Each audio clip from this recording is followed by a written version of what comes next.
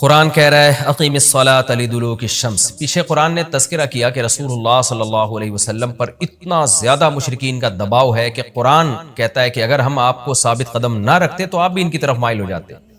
تو ظاہر ہے بہت سخت دباؤ اور جبر ہے آپ کے اوپر، تو ایسے موقع پہ ایسا کام کرنے کی ضرورت ہے جس سے آپ کو ثابت قدمی ملے اور اللہ کا قرب حاصل ہو۔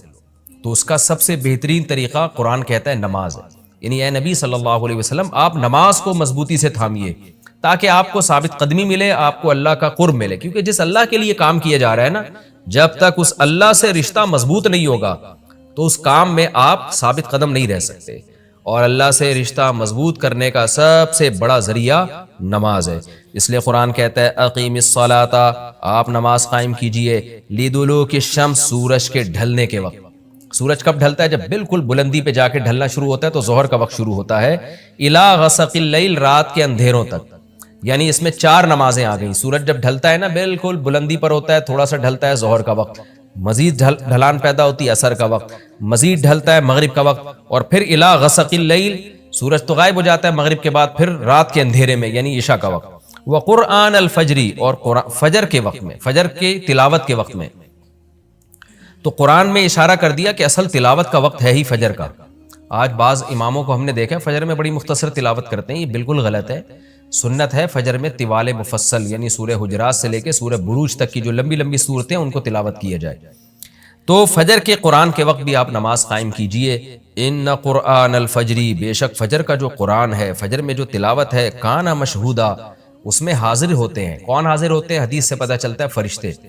فجر کا وقت اتنا مبارک وقت ہے جب اس میں امام صاحب قرات کرتے ہیں اور لوگ ہاتھ باندھ کے پیچھے امام کی قرات سنتے ہیں، ایک خاص سکینت نازل ہوتی ہے اللہ کی طرف سے، اور فرشتے بھی اس تلاوت میں نازل ہوتے ہیں۔ صحیح حدیث سے یہ بات ثابت ہے کہ فرشتے جو تبدیل ہوتے ہیں نا، ان کے آنے جانے کا وقت اور فجر اور عصر میں ہے۔ وہ جو فجر میں فرشتے آتے ہیں انسان کی حفاظت کے لیے، لہو معقبات من بین یدیہ ومن خلفہ یحفظونہ من امر اللہ، بہت ساری مخلوق اس کائنات میں ایسی ہے جہاں تک سائنس نہیں پہنچی اور ہو سکتا ہے قیامت تک پہنچ ہی نہ سکے، وہ انسان کی عقل سے بالاتر ہے وہ مخلوق، اور یہ بھی ممکن ہے پہنچ جائے سائنس ترقی کر کے۔ وہ مخلوق انسان کو نقصان پہنچانے کی کوشش کرتی ہے، تو اس مخلوق سے بچانے کے لیے، جن میں جنات ہیں سر فہرست، ان سے بچانے کے لیے اللہ نے فرشتوں کا انتظام کیا ہے۔ تو حدیث میں آتا ہے صبح و شام، قرآن سے بھی یہ بات ثابت ہے، صبح و شام فرشتوں کی باریاں چینج ہوتی ہیں اور وہ ہماری حفاظت کے لیے اللہ کی طرف سے متعین ہوتے ہیں۔ تو ان کی جو حاضری ہے ان فرشتوں کی، وہ فجر کے وقت میں ہوتی ہے۔ اور یہ بھی حدیث سے ثابت ہے کہ بہت سے فرشتے صرف تلاوت سننے کے لیے زمین پہ اترتے ہیں۔ تہجد کے بارے میں حدیث میں آتا ہے کہ جب کوئی شخص تہجد میں قرآن کی تلاوت کرتا ہے تو فرشتے آنا شروع ہوتے ہیں اور اس کے جو ہے نا لبوں پہ اپنے منہ کو رکھ لیتے ہیں اس کی تلاوت کو چکھنے کے لیے۔ اتنا فرشتوں کو لطف محسوس ہوتا ہے تہجد کی تلاوت میں، اور پھر وہ تانتا بناتے بناتے جو ہے نا ایک دوسرے پہ سوار ہوتے ہوتے آسمان کی بلندیوں تک پہنچ جاتے ہیں۔ تو فجر کی نماز میں بھی یہ فضیلت ہے۔ تو آگے اللہ فرماتے ہیں کہ اللہ نے فجر کی نماز کی فضیلت کو بیان کیا، آگے اللہ فرماتے ہیں وَمِنَ اللَّيْلِ، یہ تو 5 نمازیں ہو گئیں، یہ تو ساری امت پہ فرض ہیں، لیکن رات کے کچھ حصے میں فَتَہَجَّدْ بِهِ کا مطلب اس حصے میں آپ نے تہجد پڑھنی ہے، نَافِلَةً لَكَ، اے محمد صلی اللہ علیہ وسلم، یہ آپ کے لیے اضافہ ہے۔ کیا مطلب؟ یا تو نبی صلی اللہ علیہ وسلم پہ 6 نمازیں فرض تھیں، یعنی 5 فرض کے علاوہ تہجد بھی فرض تھی، تو اس لیے قرآن نے کہہ دیا کہ امت پہ تو 5 فرض ہیں، نافلۃ لک، لیکن یہ تہجد آپ کے لیے اضافی ہے، یعنی آپ پر 6 نمازیں فرض ہیں۔ ایک مطلب تو یہ بھی ہو سکتا ہے، اور جو علماء اس کے قائل ہیں کہ نہیں نبی پر تہجد فرض نہیں تھی، تو ان کے نزدیک اس آیت کی تفسیر یہ ہوگی کہ یہ آپ کے لیے ایک اضافہ ہے اللہ کے قرب حاصل کرنے کا، یعنی 5 نمازیں تو پڑھنی ہی پڑھنی ہے، لیکن آپ اللہ کے قرب کے لیے ایک اضافی چیز بھی آپ کو دی جا رہی ہے تاکہ آپ کے درجات اور زیادہ بلند ہو۔ تو ایسی صورت میں یہ صرف نبی کے ساتھ خاص نہیں ہے، کیونکہ خطاب نبی سے چل رہا ہے، اس لیے اللہ نے کہہ دیا آپ کے لیے اضافہ، ورنہ حقیقت میں پوری امت کے لیے یہ اضافہ ہے۔ آگے اللہ فرماتے ہیں عَسَىٰ أَن يَبْعَثَكَ رَبُّكَ، امید ہے کہ آپ کو آپ کا رب پہنچا دے مقام محمود تک۔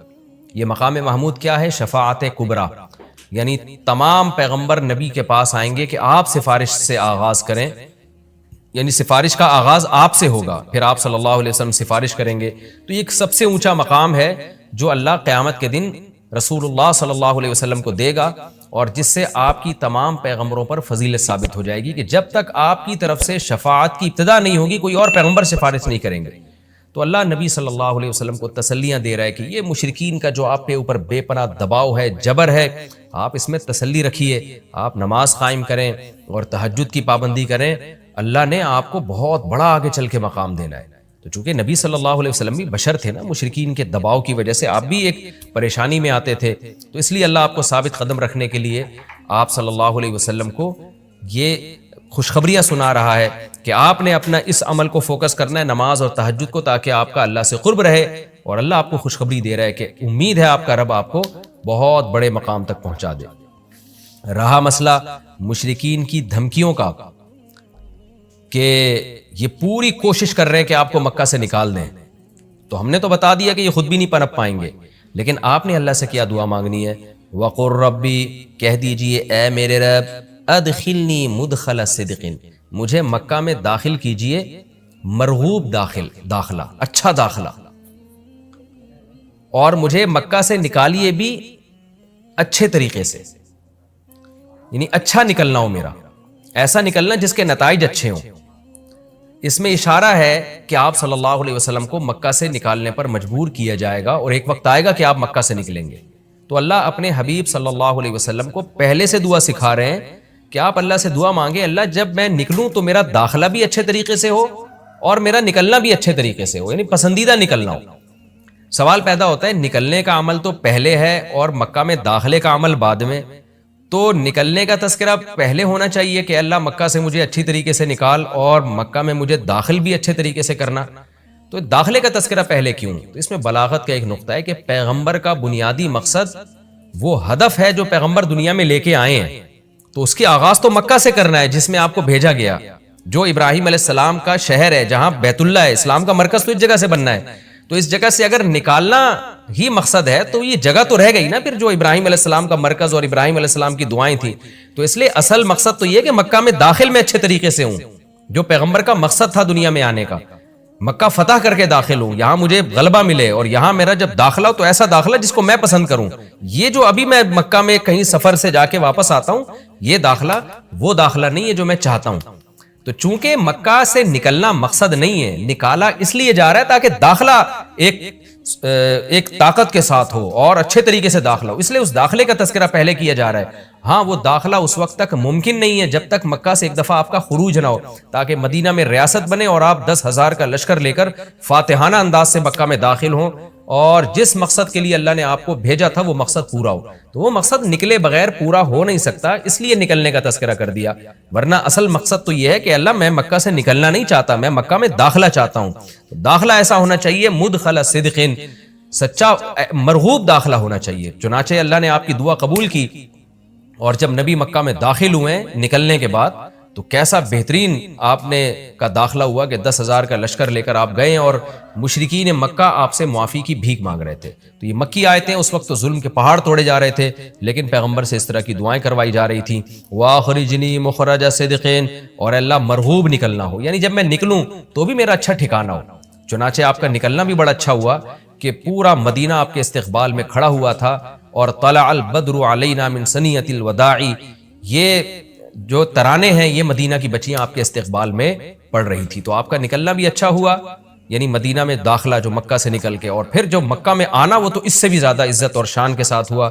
وَاجْعَلْ لِي مِن لَّدُنْكَ سُلْطَانًا نَصِيرًا، اور اللہ تو بنا دے میرے لیے اپنے پاس سے زبردست طاقت جس میں میری مدد ہو، غلبہ دے دے مجھے مشرکین پر۔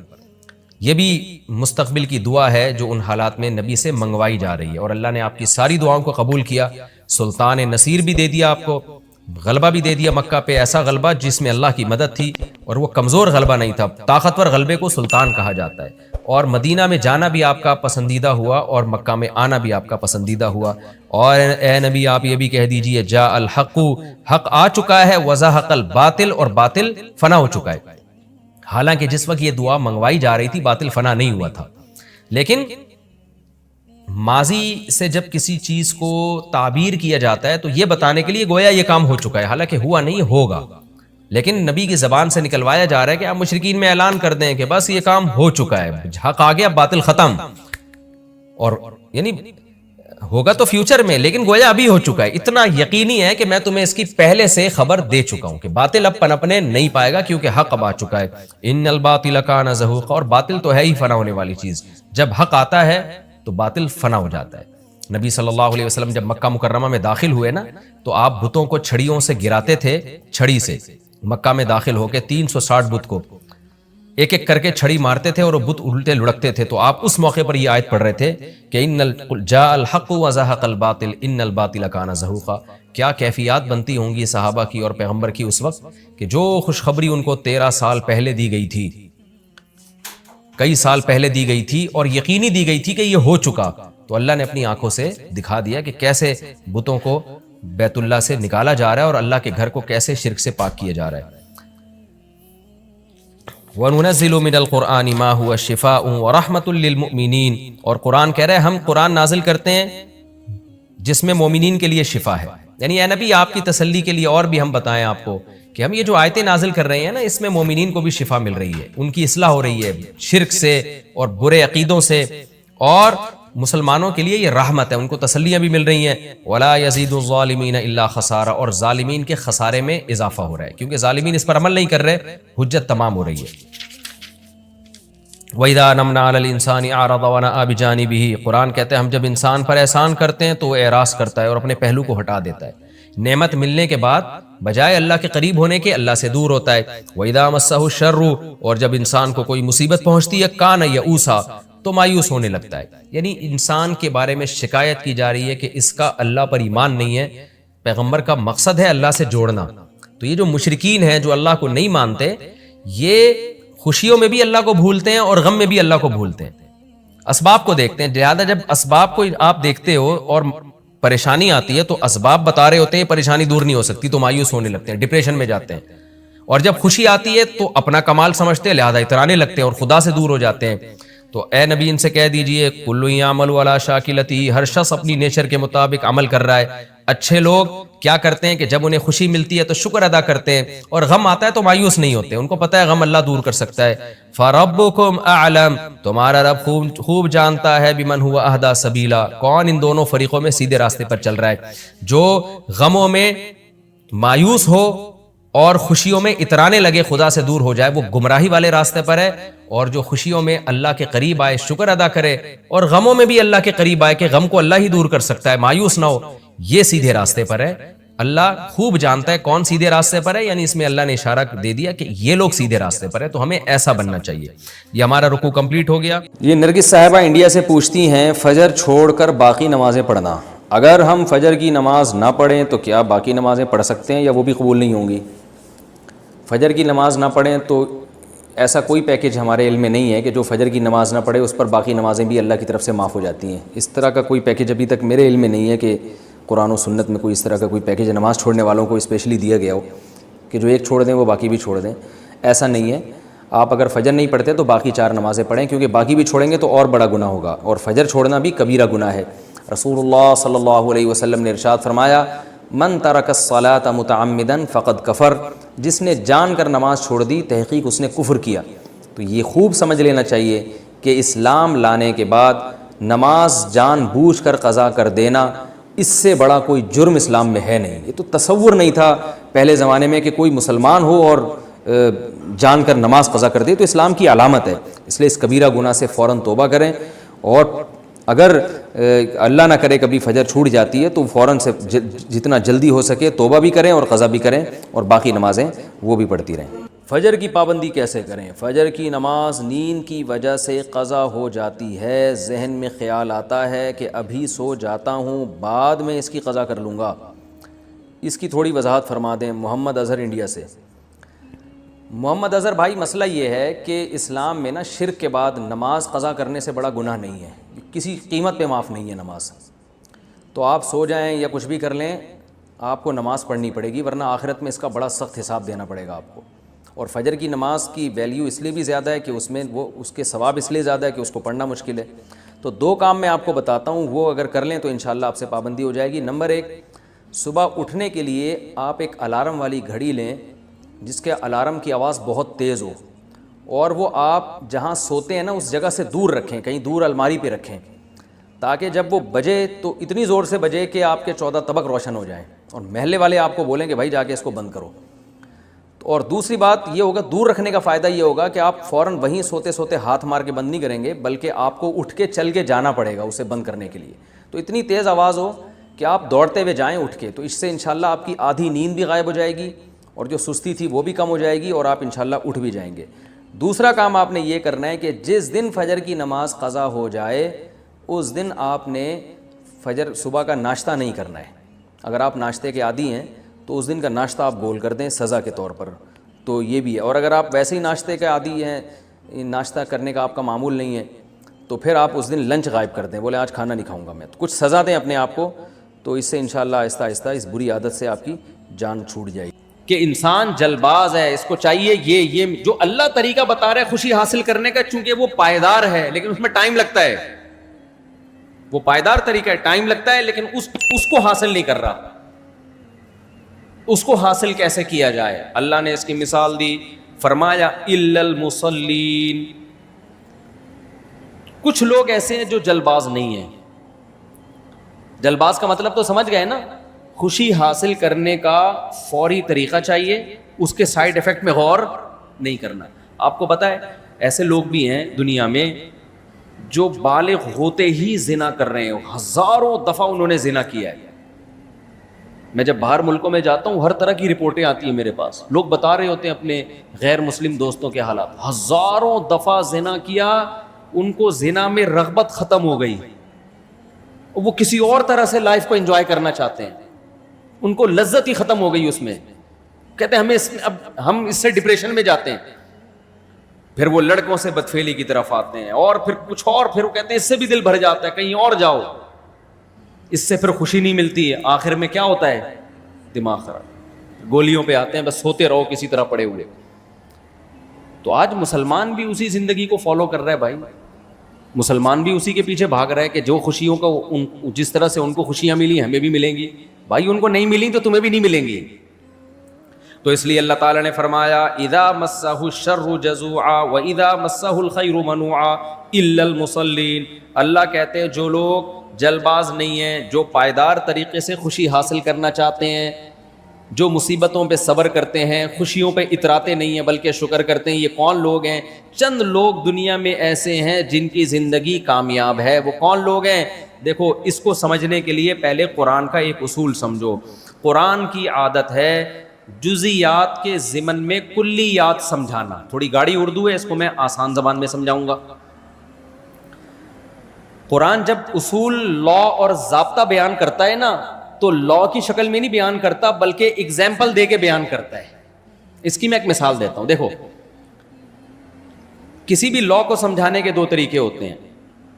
نیوٹن کا ایک قانون ہے نا کہ ہر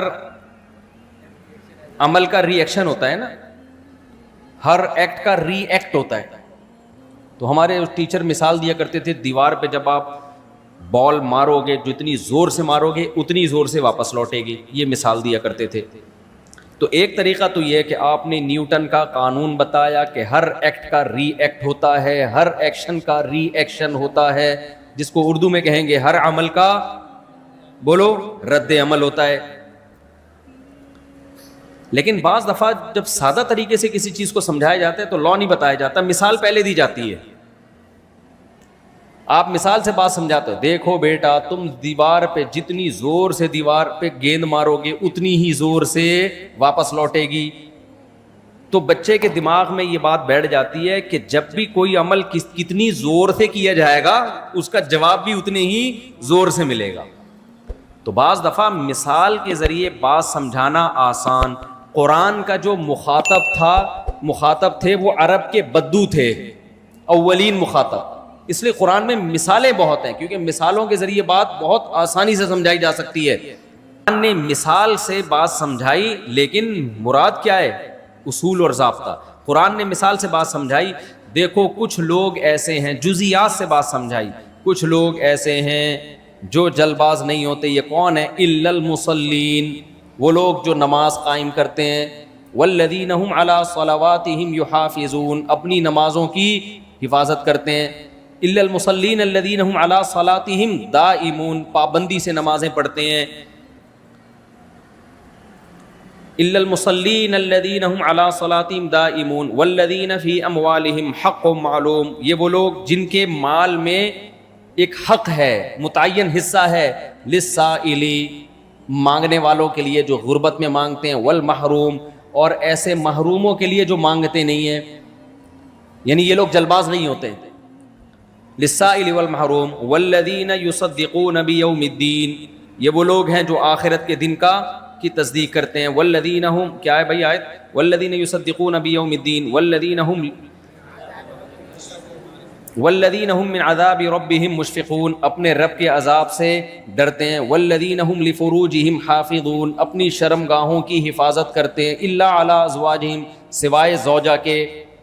تو یہ کیا قرآن بیان کر رہا ہے؟ یہ مثالیں بیان کر رہا ہے کہ یہ والے لوگ یہ جلباز نہیں ہوتے، نماز قائم کرتے ہیں، کنجوس نہیں ہوتے، ان کے مال میں یتیموں کا، مسکینوں کا، غریبوں کا حق ہوتا ہے، ان پہ خرچ کرتے رہتے ہیں. اللہ کے عذاب سے تمہیں نظر آئے گا کہ ان کے چہرے سے خشیت جھلکتی ہوگی کہ اللہ کے عذاب کے خوف ان کے دلوں میں ہے. تو کیا مطلب بتانے کا؟ یہ مثال دینے سے مقصد یہ ہے کہ ان کے اندر کچھ صفات ایسی ہوتی ہیں جن صفات کی وجہ سے ان کے جسم سے یہ اعمال نکلنا شروع ہو جاتے ہیں. مطلب یہ نہیں ہے کہ جو لوگ یہ اعمال کرتے ہیں وہ ایسے ہوتے ہیں. بہت سے 2 نمبر لوگ بھی یہ اعمال کر رہے ہوتے ہیں. سمجھ رہے ہو کہ نہیں سمجھ رہے؟ بہت سے نمازی ہوتے ہیں. ابھی ہم بیٹھے ہوئے تھے نا، میں کہیں سعودی عرب میں تھا، تو مجھے کسی نے بتایا کہ پاکستان کا جو نشے کا سب سے بڑا اسمگلر ہے. میں نے کہا اس کا نام کیا؟ وہ بڑے نالجیبل آدمی تھے. میں نے کہا پاکستان میں بھی نشہ کا یہ جو چرس، ہیروئن اسمگل ہوتی ہے؟ انہوں نے کہا ہاں. نام کیا ہے؟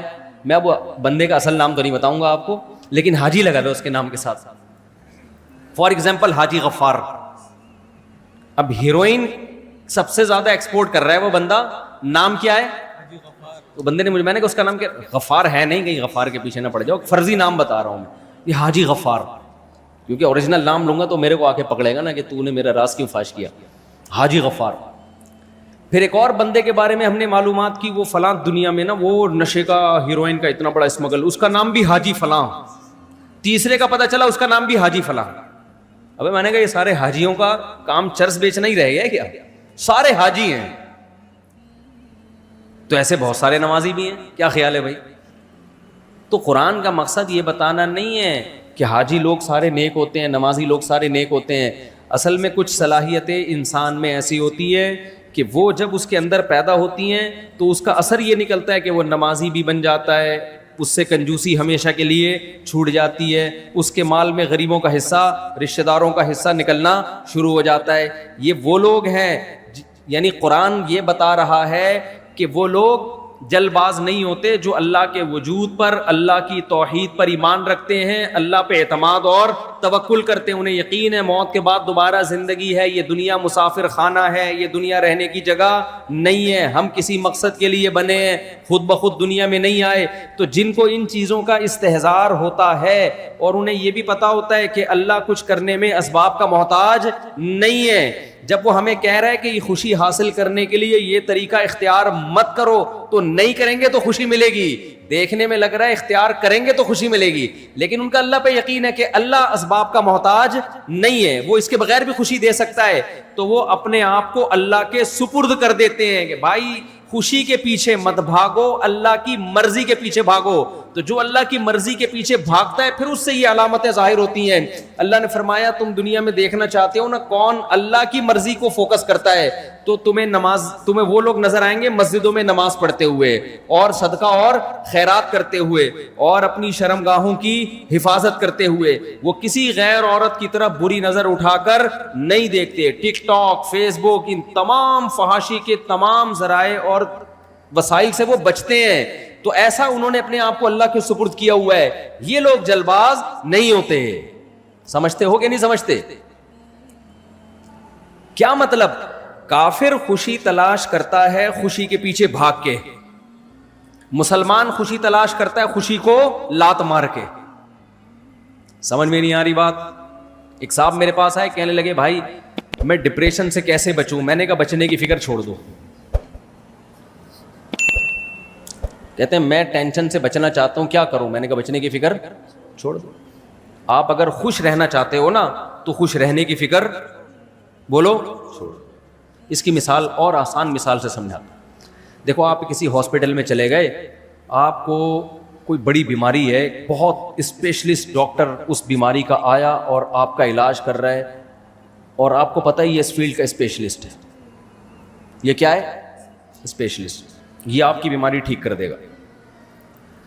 اب اس نے کوئی میڈیسن لکھ کے دی, آپ اس سے پوچھ رہے ہو یہ والی میڈیسن تو کڑوی ہے, مجھے آپ ایسا کریں وہ میڈیسن دیں جس میں شہد ملا ہوا ہوتا ہے, کیونکہ وہ جب کھاؤں گا تو مجھے میٹھا محسوس ہوتا ہے اور لائف کو میں انجوائے کروں گا. اس نے کوئی سیرپ لکھ کے دیا کڑوا, آپ نے کہا یہ والا سیرپ ٹھیک نہیں ہے, وہ گڑ کا جو گنے کا رس ہے نا جو باہر ملتا ہے وہ والا سیرپ لکھ کے دیں آپ مجھے, کیونکہ میں جب آپ کا سیرپ پیتا ہوں کڑواہٹ محسوس ہوتی ہے, مجھے ذرا بھی خوشی محسوس بولو نہیں ہوتی, میں لائف کو انجوائے نہیں کر پا رہا ہوں ڈاکٹر صاحب آپ کے اس ٹریٹمنٹ کی وجہ سے. میں گنے کا رس پیتا ہوں تو مجھے بڑا مزہ آتا ہے. تو آپ وہ لکھ کے دیں, یہ لکھ کے دیں, وہ لکھ کے دیں, یہ لکھ کے دیں. تو ایک دن ڈاکٹر کیا کہے گا, بھائی اگر تو سچی مچی میں چاہتا ہے نا تیری لائف میں انجوائمنٹ پیدا ہو تو تو انجوائمنٹ کی فکر چھوڑ دے, یہ میرے اوپر ڈال دے. اگر میں تجھے کڑوا سیرپ دے رہا ہوں نا تو یہ سوچ کے پی لے کہ اسی میں میری خیر ہوگی. سمجھتے ہیں کہ نہیں سمجھتے؟ اگر میں تجھے مصیبت دے رہا ہوں تو یہی سوچ کے کر لے کہ یہ مصیبت ڈاکٹر دے رہا ہے, یہ ٹیکا میل. اب ٹیکا لگانے کے لیے آیا, آپ نے کہا نہیں ٹیکا نہیں, ٹیکا مجھے بالکل پسند نہیں ہے. ڈاکٹر صاحب میں آپ سے علاج ٹینشن کے لیے نہیں کرا رہا, خوش رہنے کے لیے کرا رہا ہوں تاکہ میں اور آپ ٹیکے لگا لگا کے مجھے ٹینشن دے دیں. کل آپ نے 2 ٹیکے رائٹ سائڈ پہ لگائے, اب آپ لیفٹ پہ لگا رہے ہو. رائٹ والی خراب کر دیا آپ نے, اب لیفٹ والی پہ آپ آ گئے ہو, بیٹھا نہیں جا رہا مجھ سے. تو عقلمند ڈاکٹر کیا کہے گا, یا عقلمند آدمی آپ کو کیا مشورہ دے گا؟ عقلمند کہے گا یار یہ ٹینشن تیری ہے ہی نہیں, تو نے جب اپنے آپ کو کسی ایکسپرٹ ڈاکٹر کے حوالے کر دیا ہے تو وہ تجھے میٹھا سیرپ پلائے, آئس کریم کھلائے یا تجھے ٹیکے لگائے, یہ تیرا ہیڈیک نہیں ہے, تو اس کی ٹینشن چھوڑ دے. جب یہ آیا ہے نا تو اس ڈاکٹر کے حوالے کر اپنے آپ کو, تب تجھے خوشی ملے گی, ورنہ تو چھوڑ دے.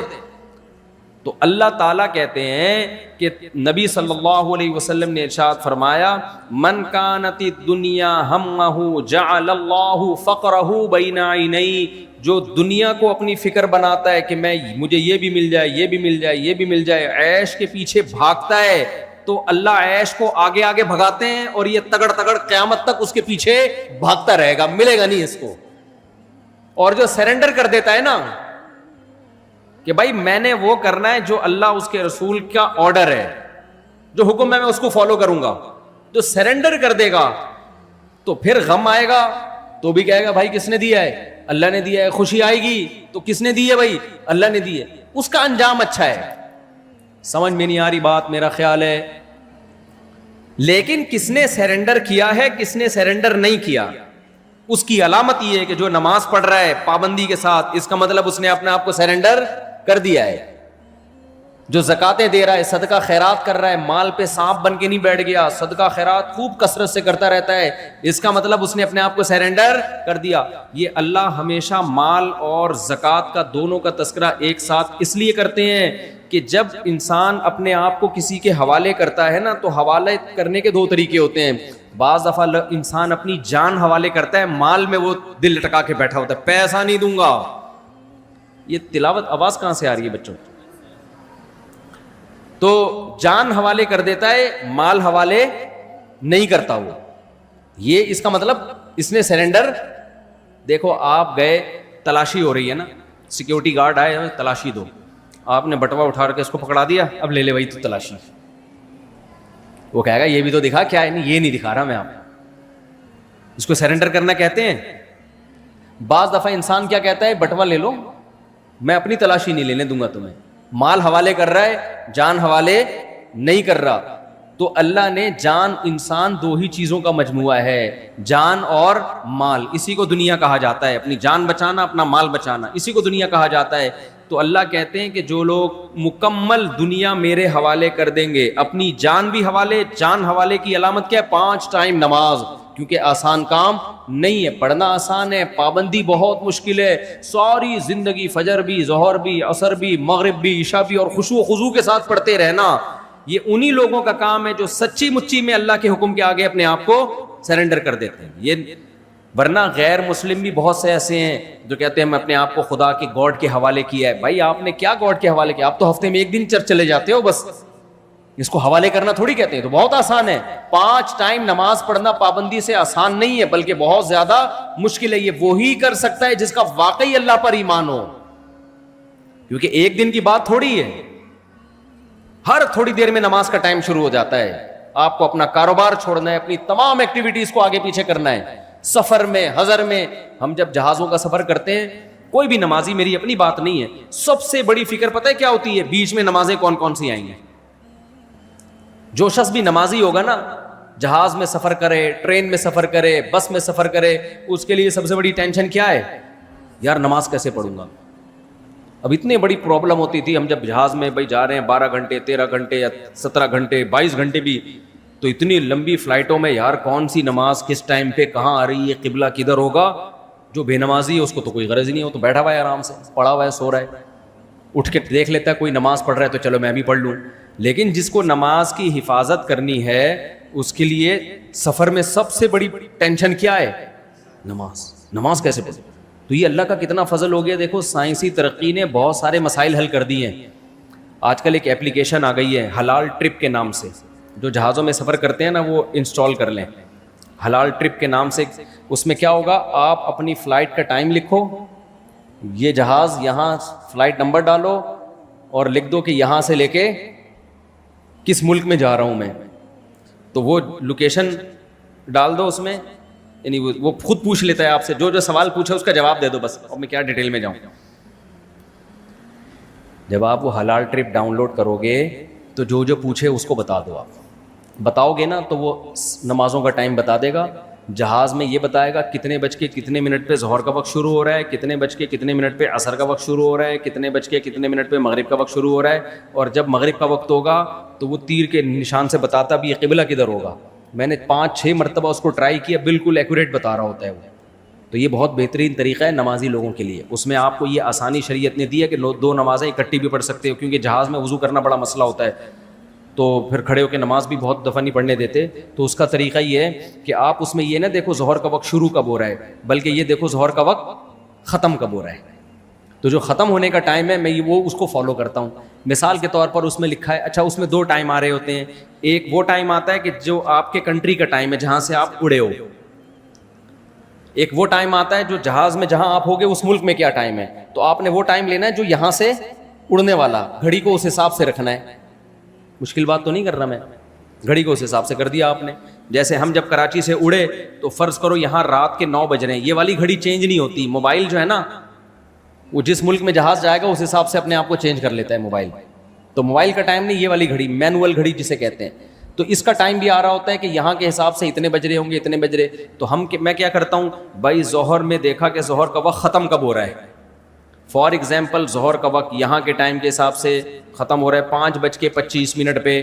تو ہم کیا کریں گے بھائی, 5:20 پہ اٹھیں گے, جا کے وضو کیا, ٹیشو سے نیچے سب صاف کیا جہاز میں, تاکہ وہ لوگ یہ نہ سمجھے کہ کمبخت نمازی لوگ ہمارا واش روم کا بیڑا غرق کر کے باہر نکلتے ہیں. کیونکہ نمازی جو چھینٹے مارتا ہے نا, آج کل دیکھا ہے آپ لوگوں نے وضو بھی لوگ کیسے کر رہے ہوتے ہیں, یوں کر کے پھڑک پھڑک چھپڑتے مار رہے ہوتے ہیں, سارا نیچے گند ہو جاتا ہے. تو تمیز سے وضو کرو میرے بھائی. اس کے بعد ٹیشو سے نیچے کا ایریا بولو صاف کر دو, تاکہ نمازیوں کا امیج جہاز کے عملے میں کے نزدیک خراب نہ ہو کہ یہ کوئی کمبخت نمازی آیا جو کیچڑ کر کے گیا یہاں پہ. اس کو صاف کر کے پھر آپ نے اس کو ڈسٹ بن میں پھینکا, اپنے ہاتھ صابن سے اچھی طرح دھو لیا, آپ نے نکل کے آیا. تو 5:20 پہ گئے, 5:30 پہ ظہر قضا ہو رہی ہے, تو 5:25 پہ آپ نے ظہر کی نیت باندھ لی, 2 رکعت پڑھ لیا آپ نے, قبلے کا پتہ چل جاتا ہے اس میں. جیسی سلام پھیرا 1-2 منٹ آپ ٹھہرو, عصر کا وقت داخل ہو جائے گا.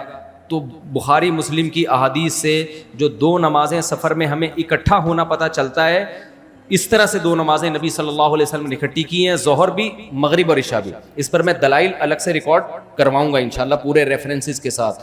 ہماری رائے میں یہ جو کرتے ہیں نا, ظہر کے فوراً بعد اثر پڑھ لیتے ہیں یا مغرب کے ساتھ اثر پڑھ لیتے ہیں, اس بارے میں کوئی صحیح حدیث موجود نہیں ہے. جو صحیح ہے وہ صریح نہیں ہے, جو صریح ہے وہ صحیح نہیں ہے.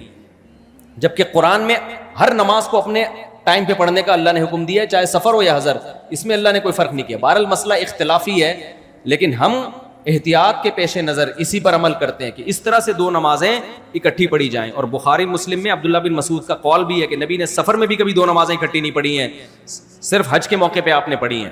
تو سفر میں بھی اکٹھی نہیں پڑھی کا مطلب یہ کہ قضا کر کے نہیں پڑھی ہیں آپ نے, ہر نماز اپنے ٹائم پہ ہی پڑھی ہے. تو عبداللہ بن مسعود تو نبی کے سفر حضر کے ساتھ ہی تھے. خیر یہ مسئلہ میں ریفرنسز کے ساتھ پھر ریکارڈ کرواؤں گا کسی وقت, ابھی تو مسائل بتانے کا ٹائم نہیں ہے. ابھی تو صرف یہ بتانے کا ٹائم ہے کہ میرے بھائی جہاز میں بھی ٹرین میں بھی آپ نے نمازوں کو ضائع نہیں کرنا. تو مغرب بھی اسی طرح پڑھ لو, پھر دیکھ لو اس ایپ میں مغرب کا ٹائم کب ختم ہو رہا ہے, جب ختم ہونے والا ہے اس سے پہلے جا کے وضو کیا آپ نے, یا ظہر والا وضو بچا کے رکھ لو.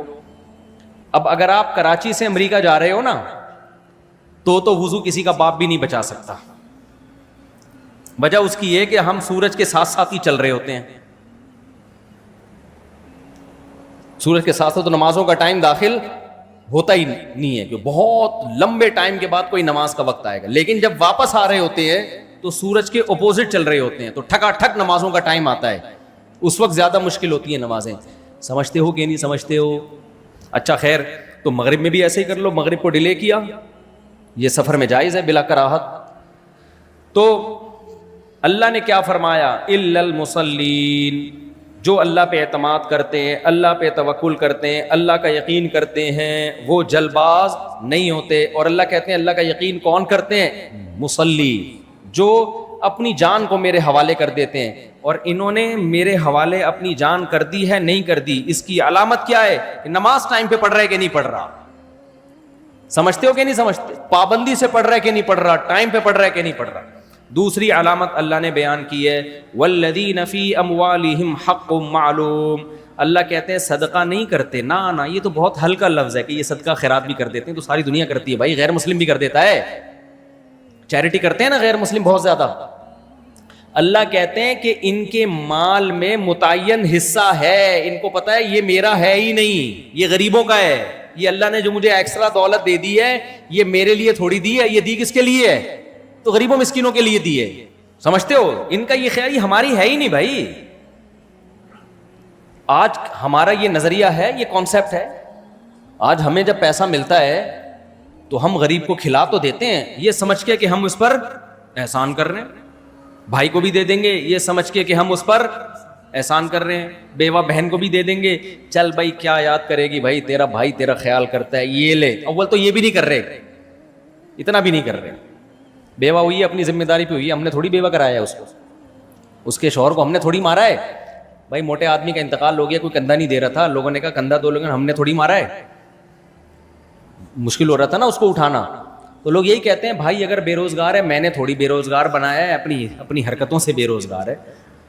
بہن طلاق یافتہ بیوہ ہو کے گھر آ کے بیٹھ گئی, اس کا خرچہ نہیں اٹھا رہے. بھائی ہماری ہیڈک تھوڑی ہے, یہ اپنا گھر خود ہی بچانا تھا نا.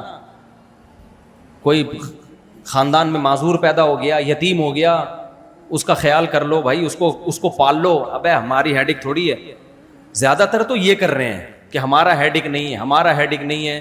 یہ کنجوسی آپ کو غیر مسلموں میں زیادہ ملے گی, بہت زیادہ ملے گی. آپ کہتے ہو وہ تو بہت چیریٹی کرتے ہیں, اگر وہ چیریٹی کرتے ہیں نا تو معذوروں کو حکومت نہ پالتی وہاں پہ. حکومت کو پتہ ہے اگر معذوروں کو بہن بھائیوں کے حوالے کر دیا, کچھ پلیں گے, میجورٹی برباد ہو جائے گی. نہیں آئی سمجھ میں میرا خیال ہے بات؟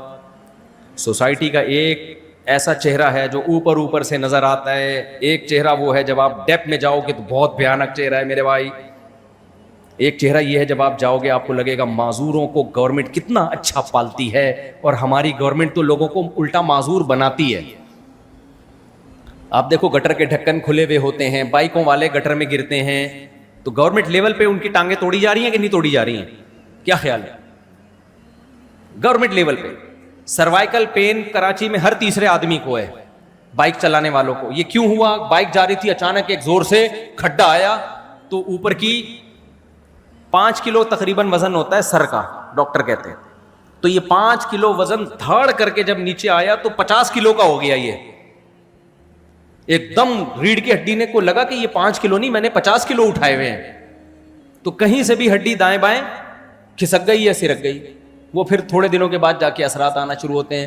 تو ہمارے ہاں باقاعدہ گورنمنٹ لیول پہ بچوں کو, لوگوں کو معذور کرانے کا انتظام ہے. ان کے ہاں معذوروں کی بے پناہ کیئر ہے. معذور کے ساتھ ایک ملازم ہوتا ہے. کوئی بھی جتنے بھی ڈسیبل لوگ ہیں, یہ اس سوسائٹی کا حسن ہے. لیکن اس حسن کے اندر ایک بہت خطرناک, اگر گورنمنٹ وہاں معذوروں کو نہ پالے, گورے کے پاس اپنے معذور بھائی کو پالنے کا ٹائم نہیں ہے. سڑکوں پہ سڑ کے مر رہے ہوں گے.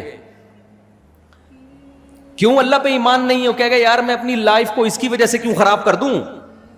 کچھ لوگ کر بھی لیتے ہیں, میں نہیں کہہ رہا سارے ایک جیسے ہوتے ہیں, میجورٹی نہیں کرے گی. کیونکہ اس کے لیے جو موٹیویشن چاہیے بہت پاورفل, وہ اللہ کی طرف سے مل سکتی ہے موٹیویشن, وہ مخلوق کی طرف سے موٹیویشن اور ایسا حوصلہ مل نہیں سکتا. سمجھتے ہو کہ نہیں سمجھتے ہو؟ یہاں آپ کو لوگ ملیں گے 10-10 سال سے ابا کوما میں ہے اور بیٹا اس کی خدمت کر رہا ہے, پیمپر چینج کر رہا ہے. غیر مسلموں میں خدمت کا ایسا جذبہ مارکیٹ سے شارٹ ختم. کچھ لوگ ہیں, بہت تھوڑے رہ گئے ہیں. تو اس لیے اللہ تعالی نے فرمایا والذین فی اموالہم حق معلوم. مال تو ایک سائن ہے, علامت ہے, مطلب ان میں خدمت خلق کا جذبہ ہوتا ہے. کیونکہ عام طور پر خدمت خلق زیادہ تر پیسوں سے ہوتی ہے. یہ میں اس لیے کہہ رہا ہوں کہ آج کل لوگ سمجھتے ہیں کہ پیسوں سے نہیں ہوتی, حالانکہ پیسوں سے ہوتی ہے. تبھی لوگ پیسہ خرچ کرنے کے لیے تیار نہیں ہیں, منہ زبانی اخلاق دکھانے کے لیے بہت تیار ہیں لوگ. آپ دیکھ لو نا, آج کل بھائی بھائی پہ پیسہ نہیں خرچ کر رہا اور غریبوں پہ پیسہ نہیں, منہ سے thank you thank you thank you thank you چلاتے رہیں گے. بس مسکرا کے بات کرنا, صدقہ والی حدیث لے لیے. تو اللہ کیا کہتے ہیں میرے بھائی, کہ ان کے مال میں حق ہے. یہ سمجھتے ہیں کہ ہم ان پر احسان نہیں کر رہے, بلکہ ان کا یہ نظریہ ہے کہ یہ مال ہمارا ہے ہی نہیں. کافر کا نظریہ ہے میری قابلیت جس سے میں نے یہ دولت کمائی, میری ایبلٹی, میری ایفرٹس, میری محنت, تو جب میری میری میری کرے گا تو پھر دولت پہ بیٹھ جائے گا وہ. جبکہ اللہ کیا کہتے ہیں کہ مسلمان کہتا ہے یبسط الرزق لمن یشاء, جس کے لیے چاہتا ہے اللہ رزق کے دروازے کھول دیتا ہے, جس کے لیے چاہتا ہے اللہ رزق کے دروازے بند کر دیتا ہے. تو اللہ نے جب میرے لیے رزق کے دروازے کھول دیے تو یہ اللہ نے دیے ہیں, یہ بھیک میں ملے ہوئے ہیں, یہ میری نہیں ہے. جب میری نہیں ہے تو پھر جو اللہ کی ہے تو اللہ جس پہ خرچ کرنے کا کہہ رہا ہے اس کا حق ہے. بھائی اللہ نے مجھے زیادہ دیا ہی اس لیے ہے کہ کچھ لوگوں کو اللہ دے کے آزماتا ہے, کہ کچھ لوگوں سے اللہ چھین کے آزماتا ہے, یہ دیکھنے کے لیے کہ جس کو دیا ہے یہ اس کا خیال کر رہا ہے کہ جس کو نہیں دیا. اس کی مثال ایسے ہے, 2 بھائی جنگل میں جا رہے تھے, ماں باپ نے دونوں کو صحرا میں بھیجا کہ صحرا میں جا رہے ہو, لمبا سفر ہے, ایک کو پانی کی بوتل بھر دی, دوسرے کو خالی رکھا. کیا یار یہ زیادہ بوجھ اٹھا لے گا, تو بیٹا یہ پانی کی بوتل ہم تمہیں بھر کے دے رہے ہیں, تم بھی پینا, اور جب اس کو پیاس لگے اس کو بھی پلانا.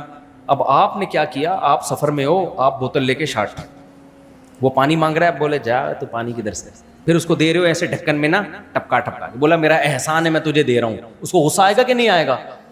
بولے گا تیرا احسان کیا, تو نے تھوڑی کنویں سے پانی نکالا, یہ تو ہمارے ماں باپ نے بوتل بھر کے دے دی ہے. اور دونوں کو پکڑانے کے بجائے ایک حکمت تھی کہ بھائی ایک کو دے تو بوجھ اٹھا لے گا اور دوسرے پہ خرچ کر لے گا. تو مسلمان کا دولت کے بارے میں یہ نظریہ ہوتا ہے کہ یہ دینے والا کون ہے, اللہ ہے, تاکہ ہم اللہ کی مخلوق پہ بھی خرچ کریں.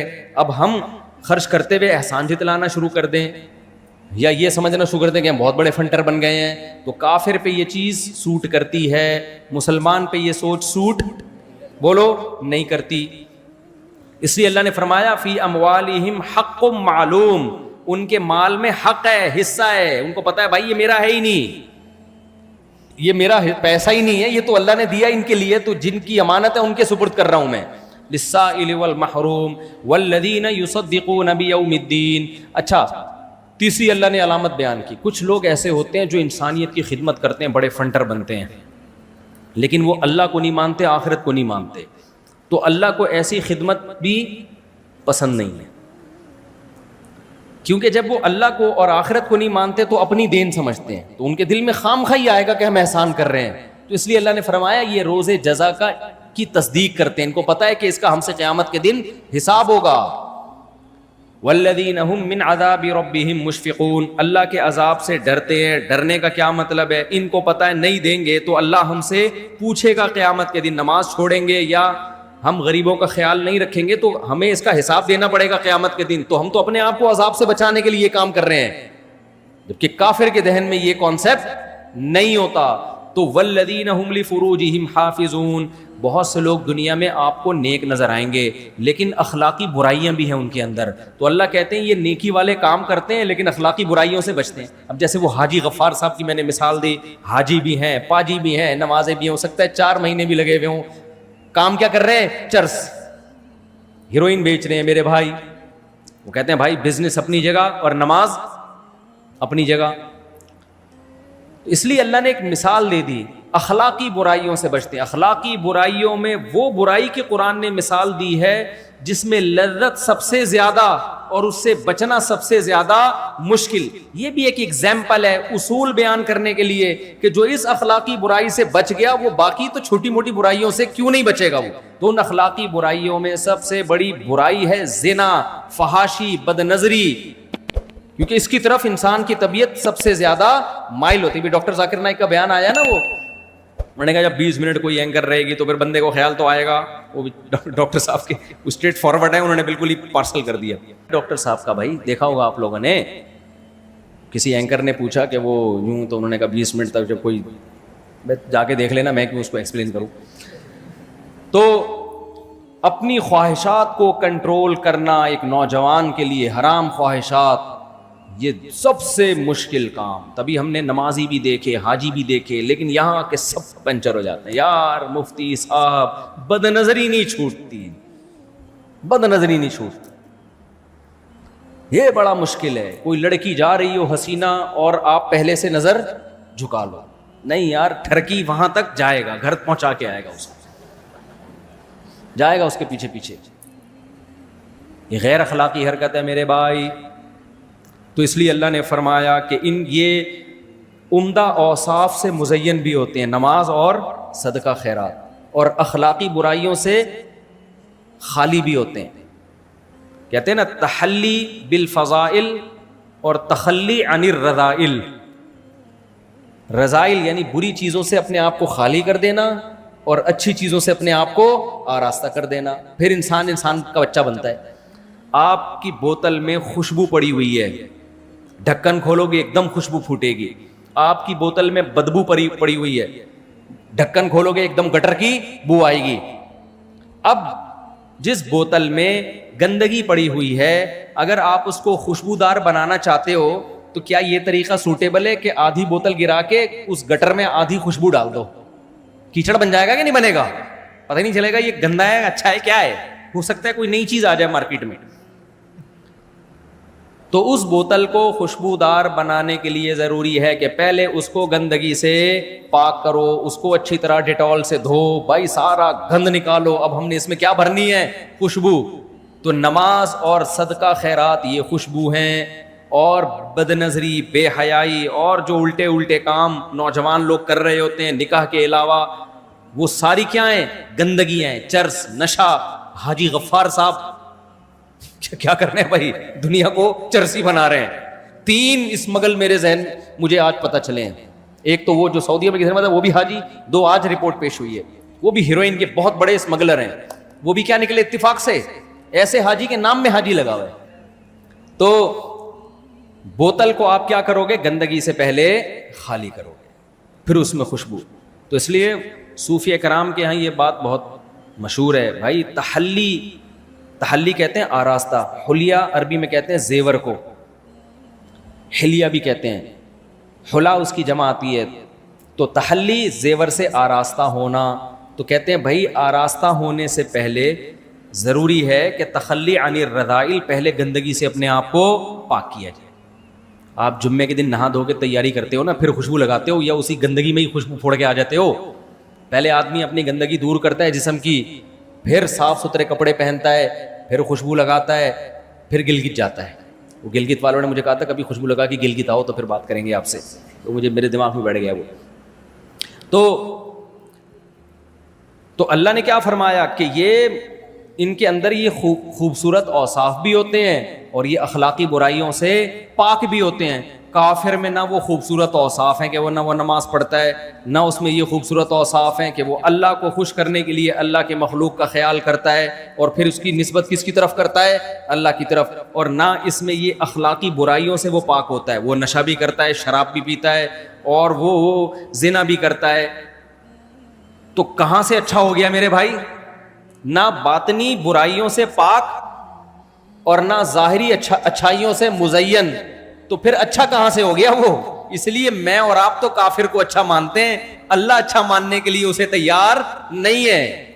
سمجھتے ہو کہ نہیں سمجھتے؟ اللہ کہتے ہیں اچھے یہ لوگ ہوتے ہیں. تو والذین فی اموالہم الا علی ازواجہم او ما ملکت ایمانہم فانہم غیر ملومین. اللہ نے فرمایا اپنی شرم گاہوں کی حفاظت کرتے ہیں سوائے اپنی ازواج کے. کیا مطلب؟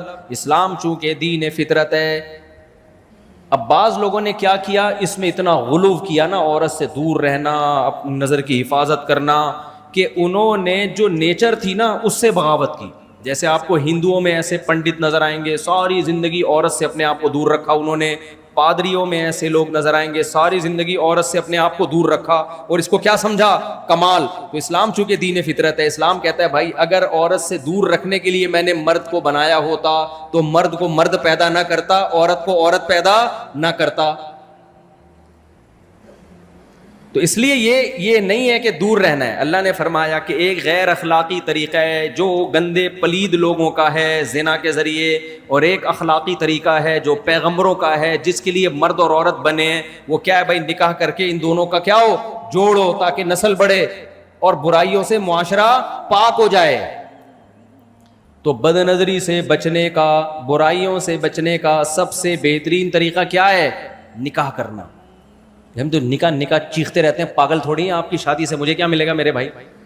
آپ شادی کرو گے تو مجھے کوئی فائدہ ہوگا؟ میں تو ولیموں میں بھی نہیں اب جاتا. جو تھوڑا بہت پہلے فائدہ ہوتا تھا وہ بھی ختم. جس کی شادی ہوتی تھی ولیمے میں بلاتا تھا مجھے وہ، تب تو وہ بھی نہیں میں جا رہا. وجہ اس کی ہے میرے بھائی کہ مرد کی عورت کی طرف رغبت یہ نیچرل ہے، یہ فطری ہے. تبھی جب لڑکے کہتے ہیں نا ٹک ٹاک پہ ہمیں فوش ویڈیو نہیں چھوٹ رہی اور یہ سب ہم سے نہیں چھوٹ رہا، بھائی اس لیے نہیں چھوٹ رہا کہ تمہارے اندر ایک جذبات ہیں. جب وہ جذبات حلال طریقے سے پورے نہیں ہوں گے تو حرام سے بچنا بہت زیادہ مشکل. دیکھو غیر اخلاقی حرکت ہے چوری کر کے روٹی کھانا، یہ اخلاقی ہے غیر اخلاقی؟ اب آپ نے غیر اخلاقی حرکت سے بچنے کا طریقہ یہ اختیار کیا روٹی ہی نہیں کھانی ہے.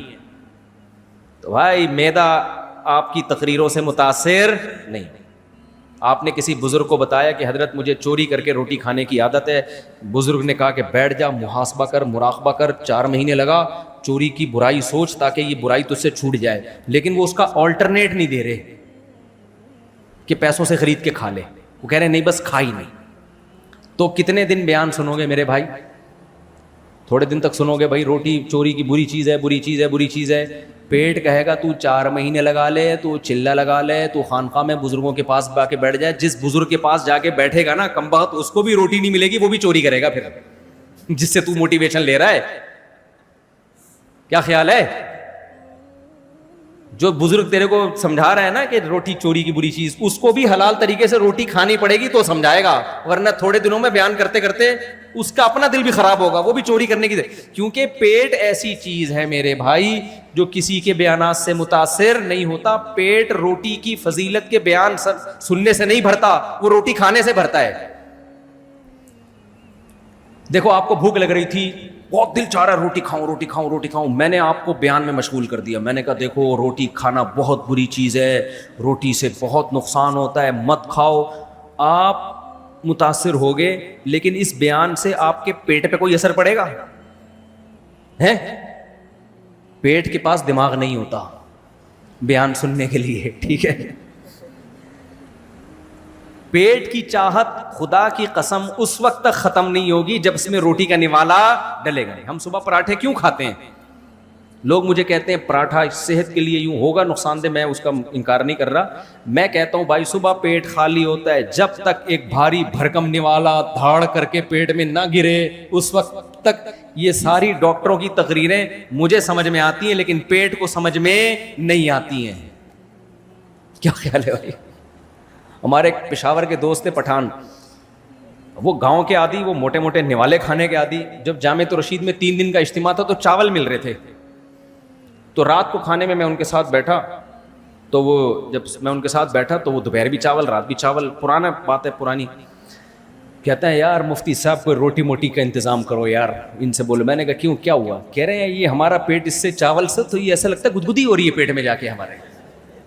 ایسے جاتا ہے یوں کر کے نا، ایسے پھسل کے آ جاتا ہے. کہہ رہے ہمارے موٹا نوالا چاہیے. افغانیوں کا نوالا دیکھا ہے آپ نے روٹی کا؟ اتنا بڑا نوالا. کہتے ہیں یار یہ ہمیں روٹی کا بڑا نوالا چاہیے، یہ پیٹ میں دھاڑ کر کے گرے گا، کچھ ویٹ لگے گا تو پتہ چلے گا پیٹ بھرا ہے. یہ کیا ہمیں چاول پہ جو ہے نا لگایا ہوا ہے. تو میرے بھائی پیٹ جو ہے وہ کسی کے بیان سے متاثر نہیں ہوتا. اسی لیے اللہ نے جہاں بھی قرآن میں کہا کہ ایمان والے اپنے شرمگاہ کی حفاظت کرتے ہیں، ساتھ میں اللہ نے شادی کا ذکر کر دیا تاکہ حفاظت کا مطلب سمجھ میں آئے کہ حفاظت کا مطلب یہ نہیں ہے کہ ہر طرح سے روک کے رکھنا ہے. یہ نہیں رکے گا، یہ خواہش کبھی ختم نہیں ہوگی، برائی کی طرف جائے گی. اس لیے اللہ نے فوراً نکاح کا ذکر کر دیا. الا علی ازواجہم، فرمایا ہاں ایک کی پرمیشن ہے، وہ کیا ہے؟ بیوی کے ذریعے زوجہ کے پاس جاؤ تاکہ نکاح کرو.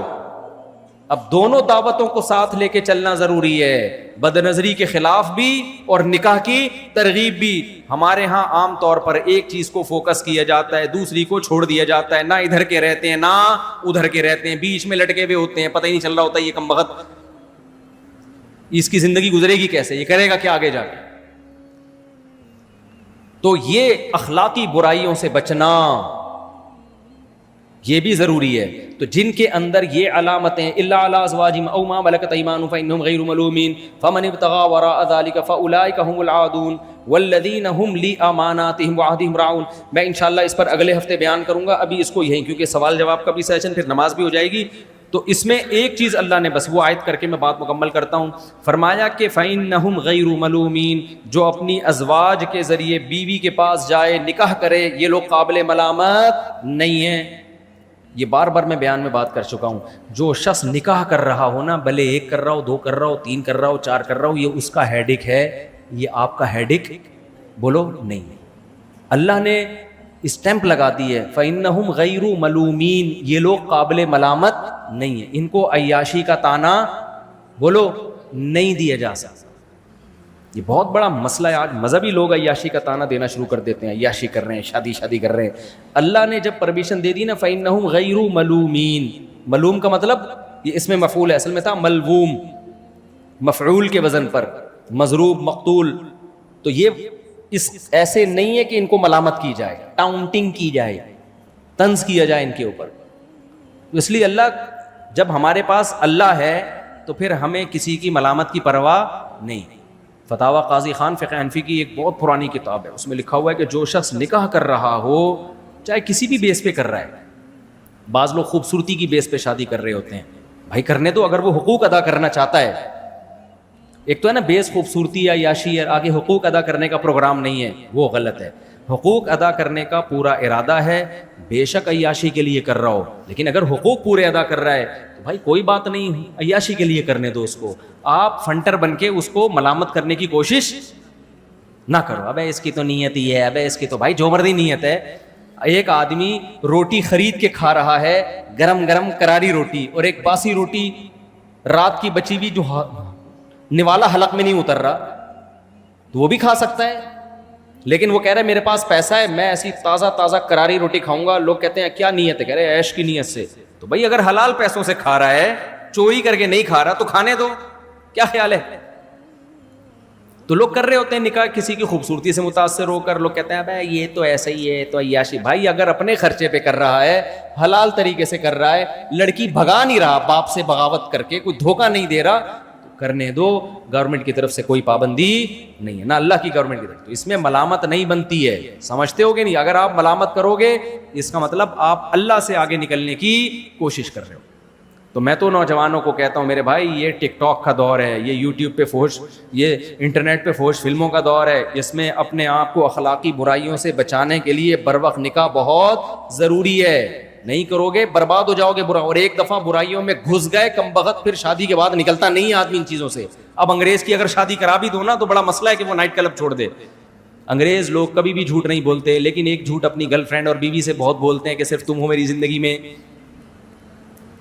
یہ والا جھوٹ تقریباً سب بول رہے ہوتے ہیں. کچھ تو اس میں سچے ہوتے ہیں, میجورٹی یا سب ڈرامے کر رہی ہوتی ہے کہ صرف تم وہ تو پتہ ہے یار صرف اس پہ گزارا ہے نہیں. تو جب برائیوں کی عادت پڑ جاتی ہے میرے بھائی تو پھر بہت مشکل ہوتا ہے. اللہ عمل کی توفیق عطا فرمائے. سوال